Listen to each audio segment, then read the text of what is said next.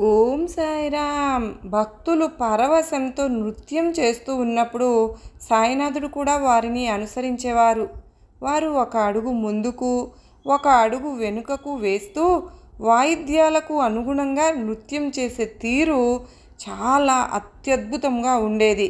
ఒక అనుభవజ్ఞులైన నృత్యకారుడు చేస్తున్నట్లు ఉండేది. ఇది ఇప్పటికీ నా స్మృతి పదంలో మెదులుతూనే ఉంది. చావిడి ఉత్సవం అప్పుడు వారి తేజస్సు చూడవలసిందే కానీ చెప్పసఖ్యం కాదు అని అప్పుడు భక్తులు పంచుకుంటూ ఉన్నారు. ఫ్రెండ్స్, గురువు ఒక్కరే శాశ్వతమైన దైవం. వారి చరణాల యందు మనం కనుక విశ్వాసం ఉంచితే మన సాయినాథుడు మన విధి వ్రాతను కూడా మార్చి మన జీవితాలకు గొప్ప అత్యద్భుతమైన మార్పును తీసుకొచ్చి మార్చివేయగలరు. సర్వేజనా సుఖినో భవంతు.